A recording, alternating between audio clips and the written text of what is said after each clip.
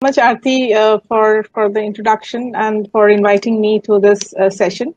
And as we go ahead, and we will talk more about what we are talking about, multiple generations at work, and some of the conversations that we have. So, briefly, I'll talk a bit about diversity and inclusion in Novartis and what we are doing, and some of the things that we are working on is around some of the pledges that we have taken with respect to equity related to United Nations Sustainable Development Goals. So we have EPIC pledge, which is around Equal Pay International Coalition, about reducing the gender pay gap. We are talking about LGBTI equity, and as well as disability and race and ethnicity as well. Now, one of the things that we have started working on is this intersectionality. And I don't know how many of you have heard of this word, but intersections of multiple diversities. So one person is not just uniquely representing one particular fact, right? So if I am a woman, I also am a Bengali. I'm also a Gen X. I am also another diversity is that I can speak 3 languages, which includes Hindi, English, and Bengali. So when we look at one particular person, that person has multiple diversities that they bring to the table. And one of the things that we have started working in Hyderabad, where I'm located, and where the Novartis Business Services has nearly 1/3 of their population, is around generational diversity. And this is important because of 2 different factors. One is our workforce is going to get younger and younger in terms of we are going to recruit more people who are from the Gen Z as well. And then we will also be, we are going to talk to people. Our role is more global. And so we're going to talk to people from different countries who are of different generations. So you can see there is a cultural diversity which is going to come in. There is also the generational diversity that is going to come in. So with that in mind, we started looking at creating an employee resource group, which is a group where, we have, it is a associate-led group. And this is something that they have taken up, and we are talking about generation diversity. We call that ERG as GenFlex. So it is all about how do we understand each other generations. So if I look at the demographic in Novartis right now in Hyderabad, we are around 75% Gen Y or millennials, as we call them. And then we have Gen X, and we have, I think we can count on our fingers how many we have as baby boomers. So you're hearing this term baby boomers, Gen Y, Gen X, right? So what is it that are these categorization, and how are they categorized, right? So this is basically based on the generations that, or the year of birth. So we have traditionalists. So if I look at the 5 generations that we still have existing, so we have traditionalists, who are the people who are generally born during the World War II era, 1925 to 1945. Then we have the baby boomers, which is 1945 to 1965. Then we have Gen X, which is most of the leaders at this point in time in the corporate world are in this bracket, which is Gen X, which is from 1965 to 1980. And then we have millennials, also called Gen Y, which is between 1980 to 2000. And then we call Gen Z, which is from 2001 till date, right? Now, what we have seen, and this is what is the studies that come in, is that every time there is a change, there is a cycle, and the taste and the life experiences to some extent do repeat. So, for example, right now if I look at fashion, there is a big thing about plazos and flared trousers, etc., which we see around 40, 50 years back, which was the trend of the bell bottoms in the 1970s and 80s, and that was a different generation that we were talking about. But the tastes do come back, though it does have a different feel to it, a different modification to it that the current generation brings in. Now, we are seeing that there are, at this point in time, 4 to 5 generations at work. So why does it matter to look at this particular having conversations around the multiple generations? Because it is the different life experiences that people have, different perspectives that they have, different views that they have, and that can lead to conflict if not managed well. And many times we have seen, oh God, these youngsters, they feel so entitled. They have short attention span. We don't understand the language that they speak. But at the same time, the younger generation is saying that, they're too difficult to train. They are not at all tech savvy.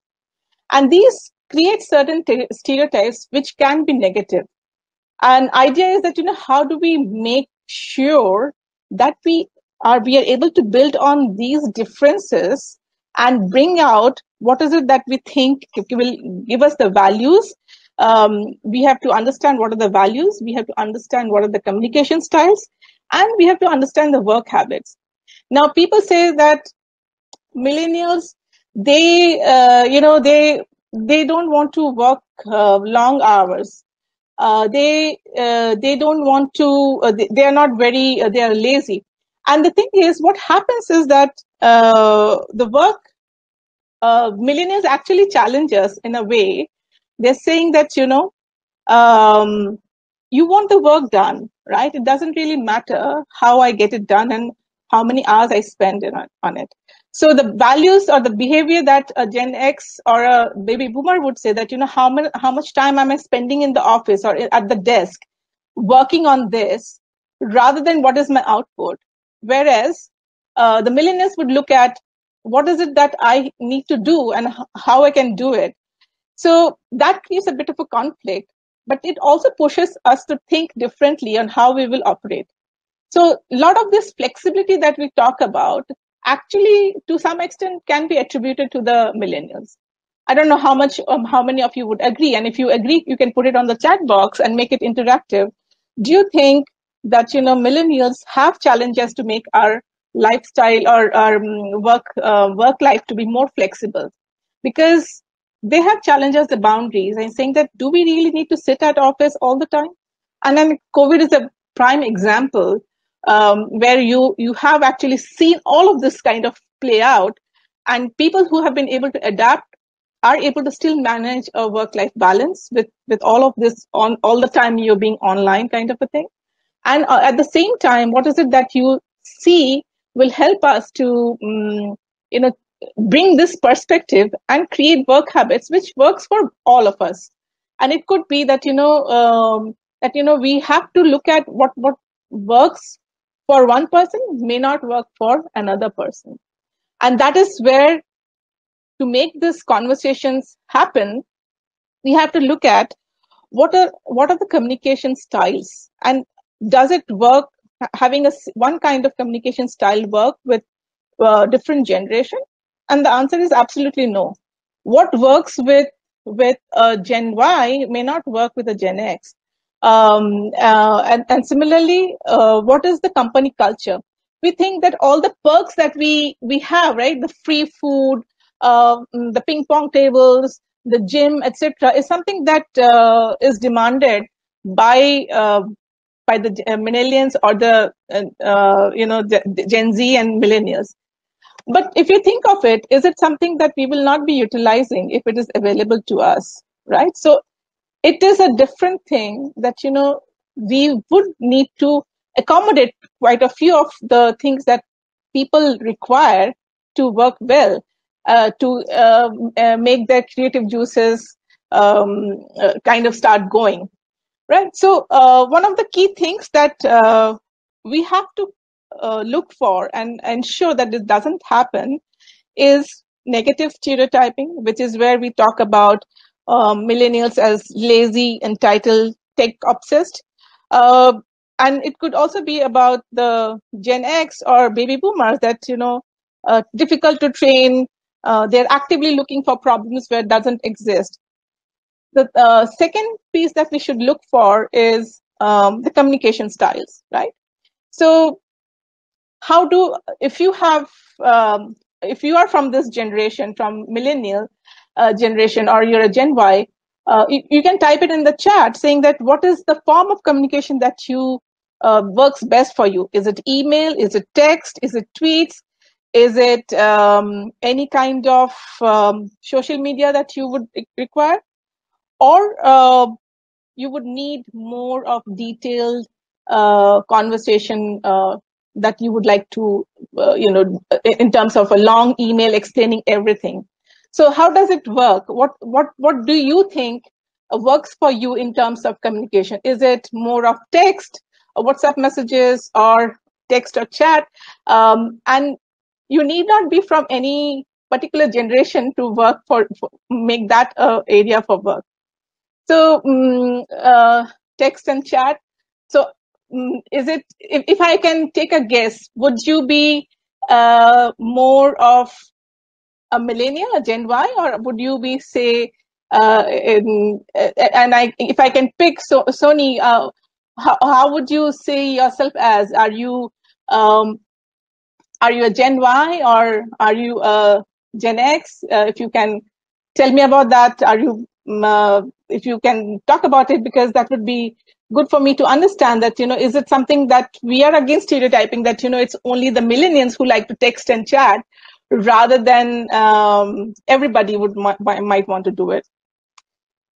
So this is something that I have seen. For example, I feel easier to kind of put a voice message now rather than texting.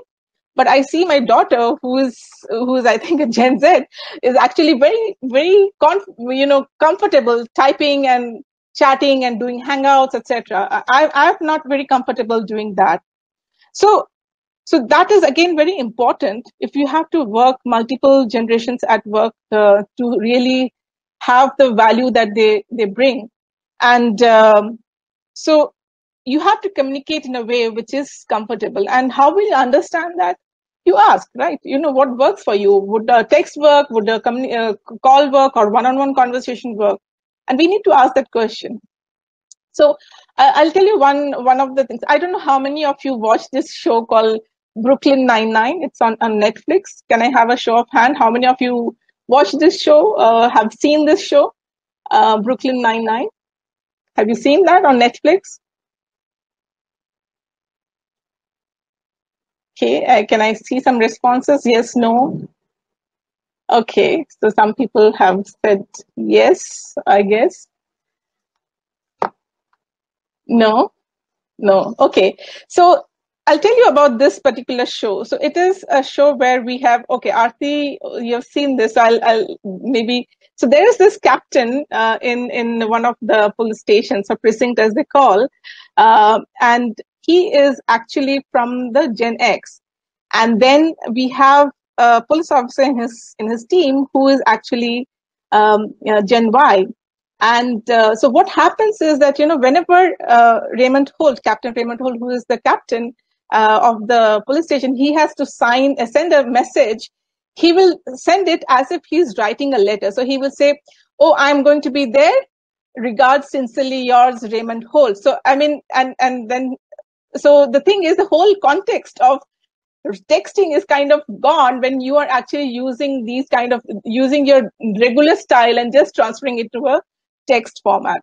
So this is on a lighter vein, that some of the things that we have seen which works in a certain milieu will not work in another milieu, right? So some of the things, for example, if I look at the company culture, what do you think is the company culture? Is it the perks in the company which is the culture, or is it how you work together, or is it how some of the things that you talk about, which is the office rules, right? That is more about the culture that you're talking about. So what happens is that many a time people do challenge sometimes, which is not there, and when it is given, it benefits everybody. So if I talk to you about Secret Santa, so how many of in your office do you have Secret Santa being done during Christmas time. Maybe not this year, but Secret Santa is something that used to be done quite a lot in my current organization, my previous organization as well. So yes, right. So Secret Santa. So how did it start? It started as more of an engaging people, right? So we do that Secret Santa. So do you think it is only for people who are young, who would really do that? But no, it's not only for those, right? It is for everybody. Everybody participates. So at times we do get these challenges of the boundaries from people, and everybody benefits. So we have to take that into consideration whenever we are having these kind of discussions about, rather than stereotyping, rather than saying that we really cannot reach these people, we cannot communicate with those people, and that is something that we have to work with, and how do we work with is critical. Now, remember that some of the things that we do right now could be something that we would have thought of or be doing before as well. So how did our playing music, how did we start off with the playing music? Like we had those LP discs, and I don't know how many of you have seen that, but used to be those big black discs that used to play. Then the tape came in, the cassette players came in, then we had the CDs, then we had the MP3 and others. Now, slowly, if you see, there is a slowly increasing demand of those LP records coming back. It's right now a more of a niche and for really people who love that kind of more of a vintage kind of a thing. But slowly, there is people who want to go back and take the time out and listen to those music, which is not really portable, because you'll have to put it in one place and sit next to it and listen and so on. So there are these changes that are going to come in. So, for example, now if you see during COVID, a lot of these things are going to had happened, which like, what are the things that boost immunity? Because everybody understood that immunity is something that we need to build up, and then we went back and say that what are the key things that build us. So we say turmeric is good, ginger is good, honey, and all of those things are kind of coming back, and then these are going to stay, that these are something that we were building immunity, rather than popping the multivitamin tablets. So there will be these cycles that will happen, but it will not be the same replica of what it was when it was initially started, right? So we have to understand that there will be changes to what we are doing there and what we are looking at it. So one of the things that I want to share, some of the experiences that you might have had, and I will share some slide over here, and it's a game that we can play. Okay, so just give me a minute, and I will be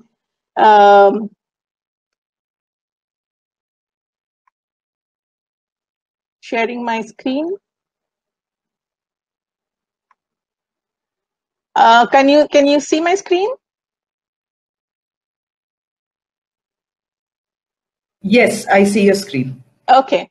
Okay, so let's play this. So this is a small listening, and maybe Aarti, if you can help me with their responses, what they're saying, so that I can hear that. So Sure. Let's see, how was your childhood? So the question is, did you go to preschool? Some people said, of course. B is, preschool didn't exist when I was a kid. C is, I went to daycare. Is that the same thing? So can you write your answers in A, B, or C? And let me see what kind of, and this is not to say that if you say yes to one, you are in a particular generation. It could be totally different as well, right? So we have any responses, I think? Yes, we have 3 A's, we have 4 A's, 1 B. Okay. 2 B's, but largely A's. Okay, 3 B's. Okay. So to be frank, when I was a kid, preschool didn't exist, right? So it was like you go straight to school, right? And there was no preschool, no daycare, and also no daycare. Also, maybe because we had more support at home for parents. I mean, my mother was not working, but many times our grandparents and others were living with us, and they would be taking care of us. So there was no formal daycare as such, right? So how did you get to school? Parents dropped me. I walked to school. I rode my bike to school, and I took the school bus or the public transport. So, D, 1D, 1A, okay. B and D, and A, D. Quite a mixed bag. No C's yet so far. Okay, so 1C and D. Okay. Yeah, I mean, riding bike to school would be if you are staying in a campus or more or less something similar, when it was safe to be out in bike, right? So, so I see many places it's A or D, right, Aarti, or is it A, B, and D? A, B, and yeah, A and B largely. Okay. Okay, so for me, if I talk about myself, it was I rode my bicycle to school. First, I used to walk to school, and then when I got a bike, I used to ride my bike to school, and that was because we were staying inside a campus, and it was safe to drive or rather ride a bike to school. So quite a few of it is also dependent on the kind of setting that you might be having. It may not be very safe to take public transport, or it could be that then there was no public transport, right? So or you could be walking to school because it was not very far off. So though this doesn't say anything about which generation, but some of them would be typical of particular generations, right? So walking to school or riding a bike to school is not very, very different. Okay. What kind of technology did you use to write school essays? Laptop, typewriter, pen and paper, desktop? C, C, C. Lots of Okay. C's. All C's so far. C's. Lots of C's again. Yeah, I think typewriter may not be. I mean, it was not very, very, very popular. Or, this is not something that would be easily available. Also, to I guess to a lot of people. So, yeah, for me as well, it was pen and paper. I think my daughter, I would say, is more of a laptop computer, which is I think Gen Z, which is after 2000. People are more sending their essays on laptop. And now I think with COVID, it will never go back to what it was before. So, okay. Were you allowed to go to play without an adult being present? So, no, my mom, dad, or another adult was usually around to keep an eye on things. And from third grade on, I rarely had adult supervision after school. I was, but between chores and homework, I did not have time to play. I was, but between chores. Oh, sorry, the final one is it's a typo. It was like um, I was not interested to play. So that is another piece that is there. So that's more of a copy paste error, I would say. So how Yeah. were you allowed to go to play without adult supervision? We have all B's so far. That's a good life, right? We did not have people to watch us when we went to. But that there's this piece where people are saying that more of millennials are very risk averse, and the reason is, or rather, they do not know what life is all about because there's always been supervised and being mollycoddled kind of a thing, which may or may not be true, and it also depends on your sociological background, socioeconomic background as well. So it differs from cultural context as well. So there are last two questions that I have. How do you speak? And this is something that I keep learning every day because of my daughters. So she keeps on talking about these things. So how would you define dope? Someone who is unintelligent, or drugs, information, depends on the context.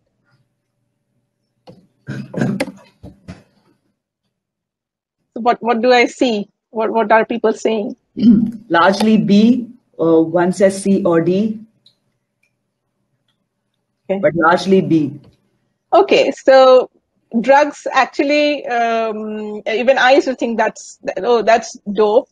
One is drugs, and obviously someone who's unintelligent, you don't be a dope. That used to always to say that, what a dope you are. You didn't understand this also, or something like that. That is something, some context. But actually, it is also information quite a lot of time. But to be frank, actually depends on the context. But many of the people who are Gen Z do use dope as information, right? So this is something that. I once had a conversation with a senior leader who referred to content as being dope, saying that if you want more information on this or if you want more dope on this, do connect with me. I was like, okay, that's really cool. Yeah, that's information, right? So if you want to do, you want, yeah. So I mean, people. I mean, you see that in a lot of these shows, TV shows, etc. You, especially where you have the protagonist, which is more of Gen Y or Gen Z. They use these kind of language, and at times I really don't understand some of them, to be frank. So, how would you say someone needs help, right? So I guess this is not something which will be very different. C or D. Okay, CFD. They need some milk is, I think, a very much an American term, and I see my daughter using a lot because a lot of her friends actually have returned back from US, so she has all of this context and sort of. So, but they need some milk, and so on and so forth. You really, at times, you really can't make out what is it that they're really talking about. So, I will stop sharing here, and I wanted to uh, kind of see some questions that you might have around some of the conversations that you are having in your organizations around multi-generations. So is it something that you're doing consciously and unconsciously? How is that happening? Or is that not happening at all?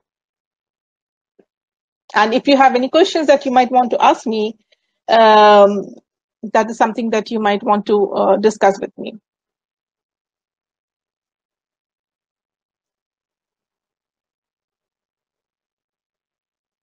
So one of the things that I have found is that everybody likes to be recognized for the work that they're doing. It is irrespective of generation. It is basic human nature, right? You are doing a job, you want to be recognized for that. We feel that many of the younger generation really don't care about that. They get a high of doing the work and they don't need any kind of recognition. And that is not true. It is basic human nature to feel needed, to feel that social cohesion, to feel that need for us to be recognized for the work that we are doing. Now, how you are going to recognize is going to change or going to depend on what motivates you. And there is no specific, and over here, what I believe truly, that, is this something that we will have independent of whatever generation that you are. Each person has unique needs. So I feel each and every person would have a unique need that needs to be catered to, rather than doing a stereotyping. Oh, he or she is from a millennial generation and they behave like this. No, they don't. We assume that everybody is tech savvy who are from the millennial generation.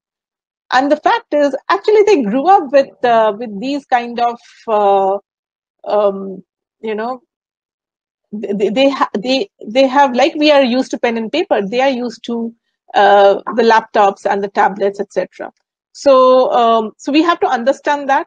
not everybody wants to do technology, right? They may be used to using these tools very frequently because that's how they have been brought up, right? So we have to understand those contexts.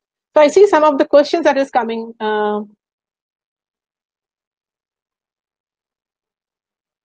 Okay, so some of the questions that if I can go up.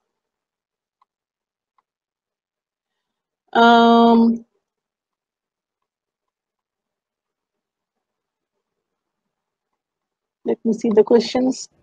Do you want me to help you reading out some of the questions? Yeah, that would be great. Which is in the chat box. I missed some of them. Okay. Yeah, no problem. So Sony asks, if we have varied genders at workplace, is it advisable to use multiple mediums of communication on the same context, or how do you make a higher impact? Yeah, so it is gender and generation as well, right? So it is what works for a particular generation. And having mentioned that, it could also be um, very personal choice, right? So the way I would say is that the communication style which works best is what you should employ, right? So, for example, I would say something about some of the training content that we are developing in Novartis, and we realize that a lot of people are really not enjoying the regular, because now a lot of it is online, the regular online kind of a content.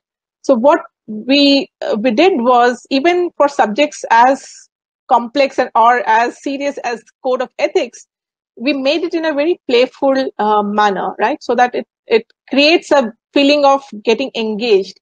So and it is not something that when we did, and this was done based on some research and focus group discussion. There were quite a lot of focus group discussion across cultures, across generations, across genders. And that is how we came up. And we realized that some of the people are very good at consuming content online, and some need a mix of classroom and online. So the content is actually tailor made, and you can choose what works for you. So that is how it works. So I hope that answers your question, Sony.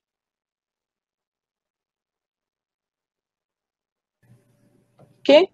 Yes. Okay. Thanks. Swapna Lekha asks, in an earlier panel, someone mentioned that we need to question assumptions.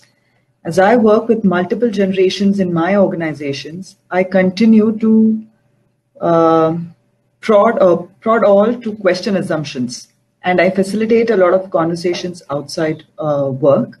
That's great, Swapna Lekha. I'm sorry that wasn't a question. No, that's great. I mean, that's a good point that you're making, because as I mentioned, that even at times we say that this is stereotypical of a generation of, like, we need to go beyond that, and we need to question the assumptions that we have. So good point. Yeah. I'd like to know if line managers are trained in some way to be watchful of unconscious bias, or to effectively communicate or lead different generations. Yeah, and I think so. There are a couple of things. What we have realized is that when we talk about training, and so we did. So we were looking at evidence to suggest what kind of interventions work for what kind of work that we're doing. So, for example, in inclusion, what kind of interventions would really work?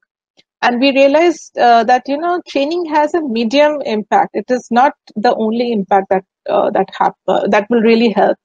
So there are some other pieces where what we found the evidence to be is that it needs to be part of the leadership development.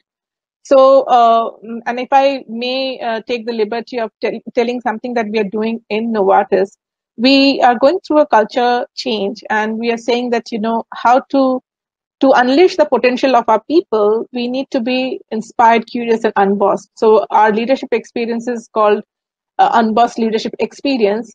And the way we are doing it is that it brings out all of these, and it talks about self-awareness. So self-awareness is the key to mitigating any kind of biases. And ultimately, because to be frank, everybody has biases.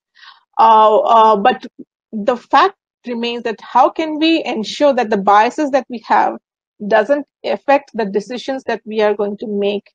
And that is what is important. So if I see if a line manager is going to have this kind of thing, so you can do a lot of these unconscious bias training, but it will really not help unless it is part of the development journey to becoming more self-aware leaders. So that is what is important for us to understand and do, rather than just doing unconscious bias training. Right.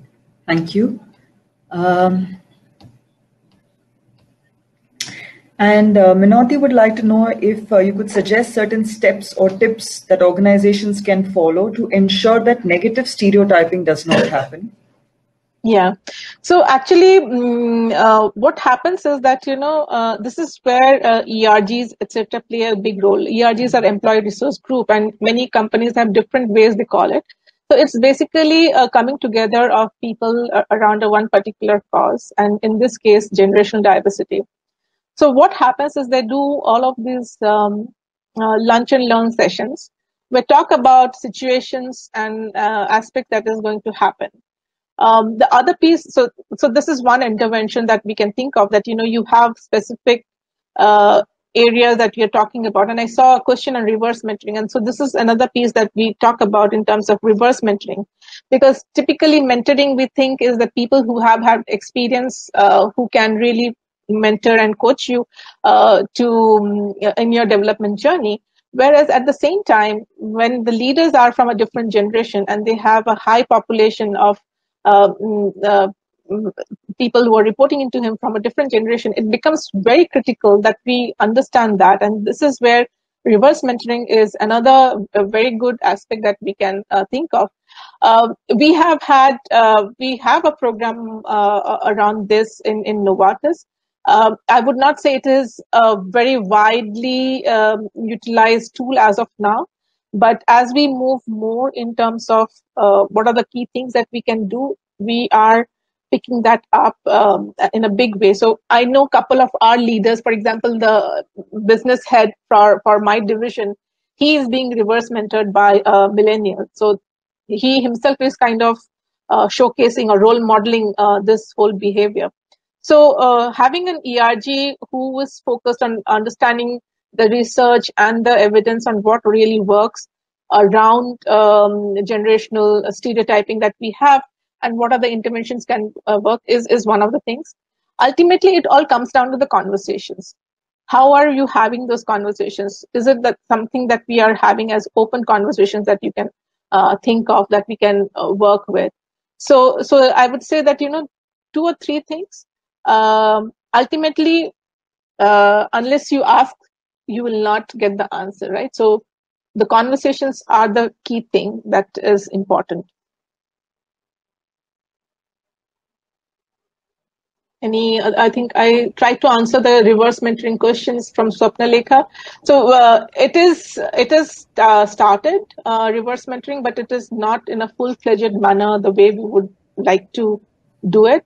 But this is another critical important thing that needs to be in place, that for us to really understand the generations and how we can work, because we have more and more new generations coming in, with even the Gen Z coming into the workplace, in the coming couple of years. Ramya asks, does heuristics work or help building culture? Yes, it does. I mean, it will depend on how you're exactly going about doing the culture building overall, right? So it would be something that is critical to understand how are you going to do, and maybe look at the output that is being created to develop your culture.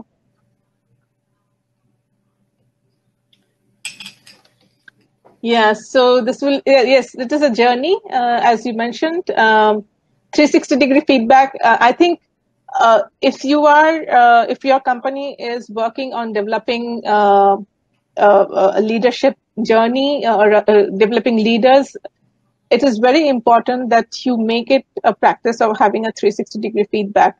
That includes your peers, your direct reportees, your customers, your suppliers, as well as your superiors, of course. Any questions that I have missed out, Aarti? No, there was a question saying how do we tackle this issue of bias and stereotyping? But yes, we did address this question you did mention several points Yeah. with respect to this, as in self-awareness, as well as communication, and having conversations around this topic. And we have another question. Do you think individuals can really be trained on being patient? The younger generation is perceived as lacking in it, and the older generation seems to be very high on patience. Do you think there can be a balance?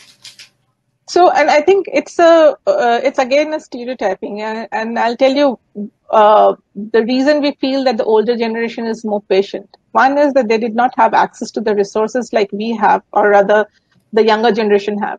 I think, and I'll take this example and maybe make it more personal. I used to feel that my daughter is really not paying attention to something that I'm saying, but they are grasping things much faster.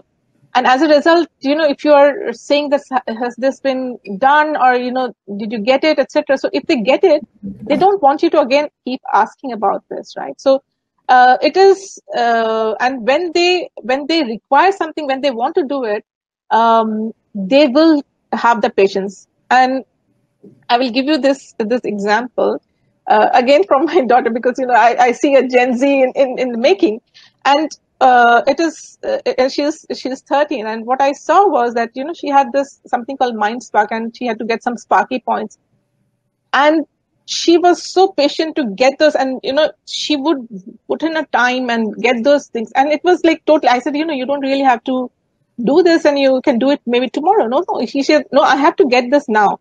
So it depends on what motivates you. So we cannot say that the younger generation is less patient. I would rather say that they know what they want, and the older generation, they at times were doing so much of sacrifice, personal sacrifices to get to what they wanted, that it was perceived as patience. Like they would have wanted to do all the things that we are doing because they were young at that point in time when they were getting into the workforce. So the impatience actually comes from having a lot of energy and being part of that youth that we call it, right? So, and it will always be the same thing you will hear when this generation gets into a older generation. They will be saying, no, younger generation are less patient. Yeah.